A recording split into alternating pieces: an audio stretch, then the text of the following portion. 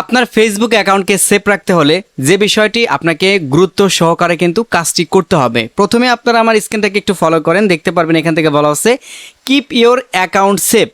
এই যে আমি যদি ক্যামেরার সামনে গিয়ে আপনাদের একটু দেখাই তাহলে দেখতে পারবেন এরকম একটা ইন্টারফেস কিন্তু আপনাদের থাকতে পারে। যদি এই ধরনের সমস্যা আপনার হয় আপনি কিভাবে সমাধান করবেন।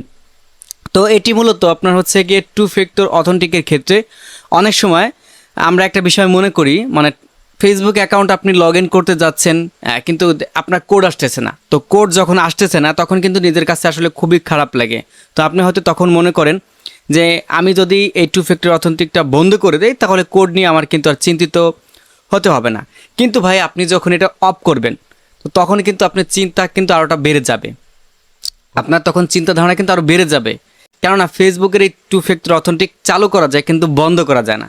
আগে সিস্টেমটা চালু ছিল, আপনার ইচ্ছা হলো অফ করলেন, ইচ্ছা হলো আপনি অন করলেন, কিন্তু এখন কিন্তু এই সিস্টেমটা নেই।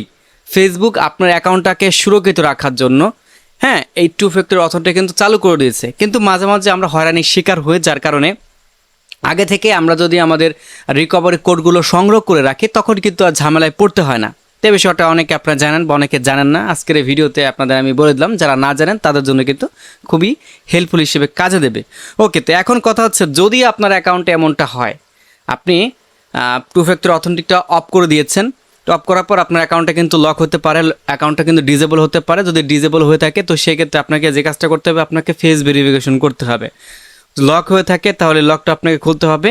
আর যদি আপনাকে এই রিলেটেড কোনো সমস্যা হয়, কিপ ইওর অ্যাকাউন্ট সেভ এই রিলেটেড, তো সেই ক্ষেত্রে আপনি যে কাজটা করবেন, তো প্রথমে আপনাকে লগ ইন করলে এরকম একটা অপশন আসতে পারে। আপনি যে কাজটা করবেন এই অপশনটাতে একটা সিলেক্ট করবেন, সিলেক্ট করার পর এটা চলে আসবে। চলে আসার পর দেখা গেছে আপনাকে ইনেবল টু ফ্যাক্টর অথেন্টিক এই অপশনটাতে একটা সিলেক্ট করতে হবে। ওকে, যখন আমি এখান থেকে সিলেক্ট করলাম তো দেখতে পারবেন আপনাকে এরকম গুগল অথেন্টিক অ্যাপ, তারপর হচ্ছে টেক্সট মেসেজ, এই দুইটার মাধ্যমে কিন্তু আপনি করতে পারবেন, দুইটার মাধ্যমে করতে পারবেন। তো আমরা হচ্ছে গিয়ে আমাদের মোবাইল নাম্বার দিয়ে করব। তো এখান থেকে আমি এই অপশনটা সিলেক্ট করলাম।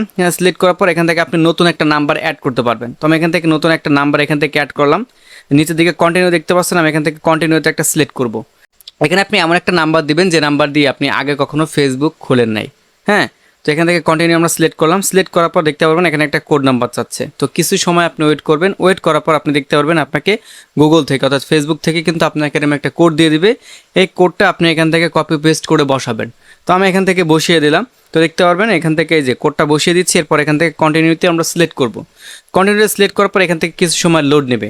তো এখানে এসে কিন্তু আপনাদের অনেকের ফোনে একটু ঝামেলা নিতে পারে বা ঝামেলা দেখা দিতে পারে যে ইরোর অপশন আসছে, সামনের দিকে যাচ্ছে না, এরকম লোডিং নিচ্ছে, ঠিক আছে।